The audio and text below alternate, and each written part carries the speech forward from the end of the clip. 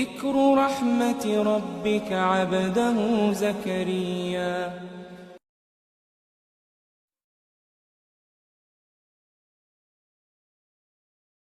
Baik, jika terinfeksi dengan nilai-nilai keburukan, maka di sini kasusnya adalah kembalikan ke Quran surah ke-4 An-Nisa ayat 17 sampai dengan ayat ke-18.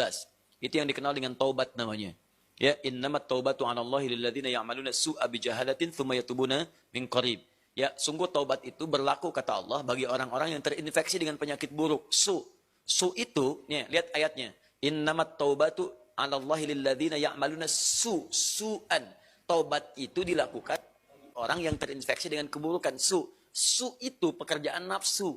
Nafsu, dari mana taunya? Quran surah 12 ayat 53. Inna nafsa la'ammaratun bisu. Su sumbernya nafsu. Kalau ada orang kemudian digerakkan nafsu berbuat buruk kemudian sampai terinfeksi dirinya, maka caranya dengan taubat. Apa itu taubat? Taubat itu artinya kembali kepada nilai-nilai kebaikan dengan cara meninggalkan perilaku buruk yang dikerjakan. Misal, fujur tadi bisa terrespon dengan perilaku maksiat. Maksiat lewat mata nonton tayangan-tayangan yang tidak baik. Saya punya kawan, dia alumni dari Kanada, di neuroscientific, di jurusan untuk saraf. Ya. Itu kita diskusi. Ternyata selain narkoba sekarang ini, yang paling bahaya itu pornografi. Pornografi itu begitu seseorang kemudian menggunakan fungsi pandangannya untuk melihat tayangan seperti itu langsung merusak ke fungsi otaknya. Dia masuk tuh. Menginfeksi, kadang-kadang candunya lebih besar daripada narkoba. Makanya orang kalau nggak pernah lihat, tiba-tiba melihat itu bayangannya tuh lama. Di bagian otaknya tuh. Kadang-kadang penasaran. Padahal udah dipalingin kan, tadi apa sih, apa benar, salah gitu kan. Nah itu bisa demikian tuh. Itu yang paling dahsyat.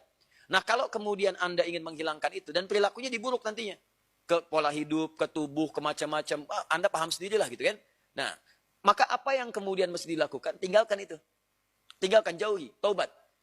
Akui salah, sesali itu, kemudian tinggalkan, dan cara meninggalkannya ganti dengan yang lebih baik. Pandang yang baik-baik, latihannya begitu. Lihat yang baik-baik ya. Awas, kalau orang terbiasa melihat yang halal, maka yang haram akan alergi. Sama dengan pasangan kehidupan di keluarga. Kalau sering melihat yang halal, pada yang haram itu nggak akan ada ketertarikan berlebihan, nggak ada. Ya, tapi kalau sering melihat yang haram, istri orang itu kan bukan mahram antum. Kalau ngelihat istri orang keseringan, ngelihat istri sendiri jadi nggak enak. Ibu juga sama gitu. Kalau ngelihat suami orang itu keseringan, lihat suami sendiri itu udah hambar. Makanya kalau orang-orang ngelihat yang halal itu yang bagus-bagus, maka yang haram itu akan sulit kita. Sama bicara juga begitu. Kotor kata-kata, tinggalkan yang kotor balik kepada yang baik. Begitu baik kebiasaan, maka kotor akan dihilangkan. Nah,